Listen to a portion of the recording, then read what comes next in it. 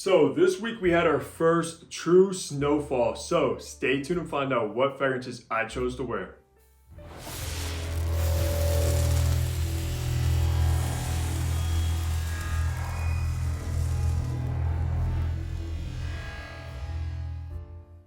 Hey, what's going on? Hunter here and welcome back to my channel where I upload weekly fragrance content. So you already know what to do. Hit the subscribe button down below and also make sure to follow me over on my Instagram page. But today is another weekly fragrance rotation, which I'm sure most of you guys know about this series, but if you don't, I pretty much go over what fragrance I wore on each day, how many sprays, the kind of weather, and of course, if that particular fragrance got any compliments or not. So let's get right into Sunday. All right, for Sunday, it was in the high 40s and cloudy outside, and I put out a new fragrance in my collection from a brand new house that I don't see get talked about by any fellow fragrance enthusiast or anything like that, but it is coming from Elixir Privé, and this is Babel Oud. Now, this right here, I actually did test out the entire house. I believe they had around 17 fragrances, something like that. They have a huge catalog, and I was thoroughly impressed with this house. And Babel Oud was one of my favorites. Of course, now I actually have a huge 200 ml bottle of this. Of course, you probably know this is a rose oud combo, which is one of my favorite combinations in perfumery. And this one is done to a top tier quality, like very, very high quality fragrance. And I love the presentation. On that day, I did do 6 sprays of Babel Oud, no compliments, and the performance was actually very, very good. And I do have to let you know this does dry down to somewhat of a barnyardy oud, which is the way I love oud to be done. So very, very beautiful creation. And I honestly can't wait for these to start being distributed into the United States. Because as of now, I believe these are only available over in France where they're made, and the prices are very good. Monday was also in the low 40s and cloudy outside. And I put out another new fragrance in my collection, but this is actually a cheapie cologne that can be found at rack stores, and it is coming from Milestone Perfumes, and this is Oud Woody. And can we guess what this is a clone of? Of course, it's a clone of Tom Ford Oud Wood. Now, when it comes to clones, it's kind of controversial. I don't really mind them from like clone houses like Alexandria Fragrances, Dua, etc. But what does kind of rub me the wrong way is when the clones actually also clone the bottle. Like when you can look at a bottle and know what it's a clone of, yeah, I don't really like that. Because at that point, it just feels like a knockoff, to be honest. But when it comes to this, you can find these around 15 bucks at like Marshall's, TJ Maxx, etc. And I will be honest with you, I haven't really tried many Oud Wood clones. I have tried a few, but this one is probably honestly the best. Of course, it doesn't really stack up to the original Oud Wood when it comes to the quality and stuff like that. And that's probably one of my favorite private blends of all time. It's a very spicy oud that can be kind of crowd pleasing as well. This one though, in the top and mid, gets it basically pretty much spot on.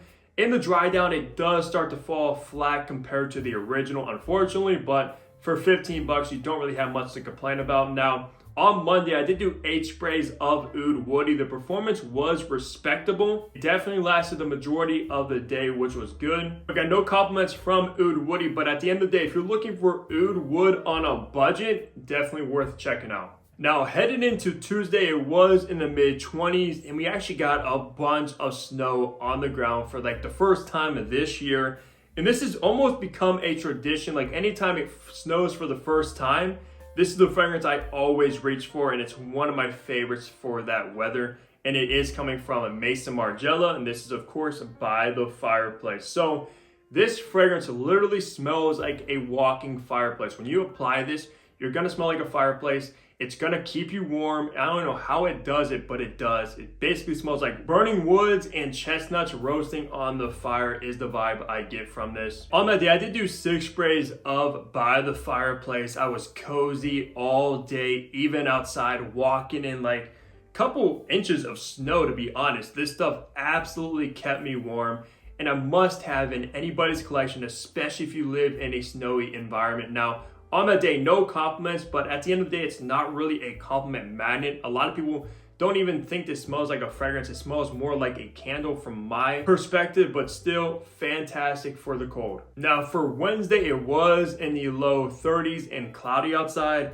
And honestly, I didn't really know what to reach for, so I basically went for a dumb reach blue style fragrance, and I had to go with Calvin Klein's Defy. Now this is the original. I know they've been cranking out flankers like the Eau de Parfum and even now have a Parfum, and this didn't even come out that long ago. But it is obviously Calvin Klein's take on a blue style fragrance, and honestly they did a pretty good job. It is somewhat generic, but still it's not that bad. And it doesn't necessarily remind me of any other like top tier blue style freshies either, which is a good thing. It is a little bit unique. Now on that day though, I did do 8 sprays of Defy. The performance wasn't the best. Of course, this is the Eau de Toilette version of it. I'm sure maybe the Eau de Parfum and the Parfum are a little bit better, but this one definitely was lackluster. It wasn't the worst though. It wasn't like necessarily below average. It gave me around maybe 6 hours of decent longevity. Now I did do 8 sprays, no compliments on that day, but around the right amount of people or anything like that, you definitely will get noticed. It's not really a fragrance that a lot of people could possibly hate. It's extremely crowd pleasing and extremely easygoing. It makes for a perfect Del Reach like that day.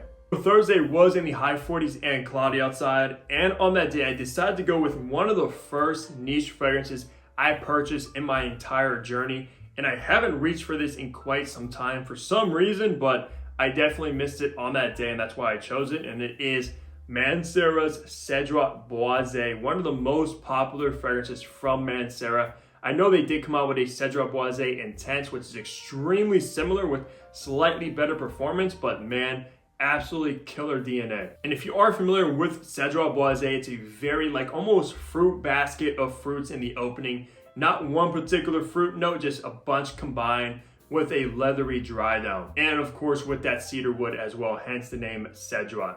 I did go with 8 sprays of Cedrat Boisé. I did get a compliment from a coworker like almost around 10 hours after applying this beast. So it was still performing. It's a very loud, fruity fragrance. And she basically came over and asked me what I'm wearing. I told her, of course. She actually wrote the name down, Cedrat Boisé. And then she said, I always smell so unique and unlike anything else every single day, which I thought was funny because she never really compliments my fragrances besides on that day.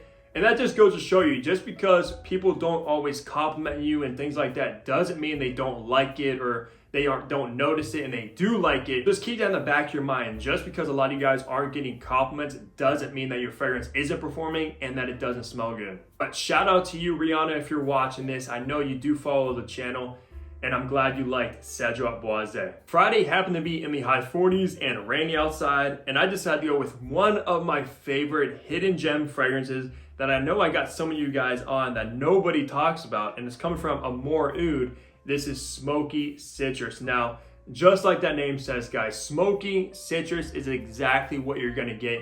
You're gonna get a burst of this very refreshing lemon in the top with some smoky aspects. And how I describe this is it's like taking a lemon and smoking it. That's the exact vibe this gives off. For all my like citrus lovers, all my smoky lovers out there, this is a must check out, especially for the prices you can find smoky citrus for.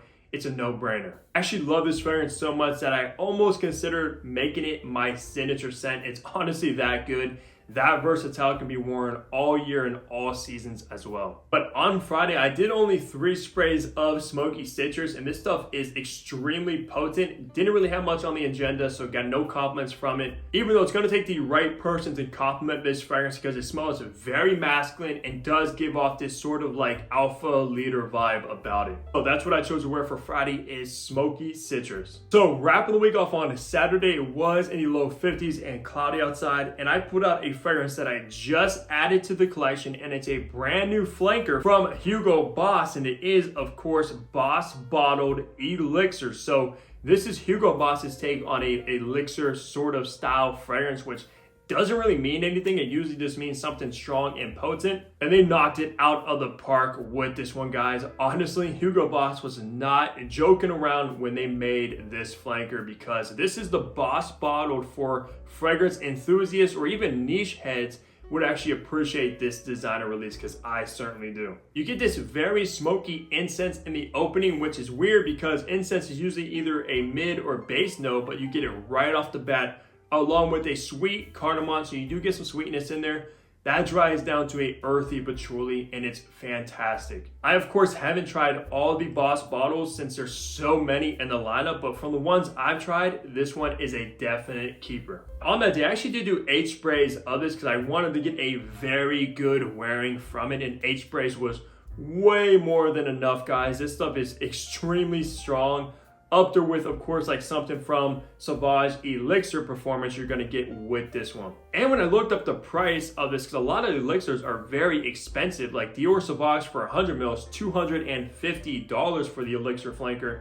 This one's only $140. So I think for that price, it's very, very reasonable. Now, on Saturday, didn't really do much, no compliments, did some shopping. I put up my Christmas tree, which let me know down below if you guys put up your Christmas tree yet, if it's too early and when you guys usually put it up. And I also watched, of course, UFC in the evening, but man, fell in love with this one on the first wearing, and we'll be reviewing it very, very soon. So that's gonna do it for my weekly fragrance rotation. As always, leave a like on the video, subscribe below if you guys haven't already, and also leave a comment of the fragrances you guys chose to wear throughout the week. But besides that, you already know, I'll see all of you back here in my next upload. Take care, everybody.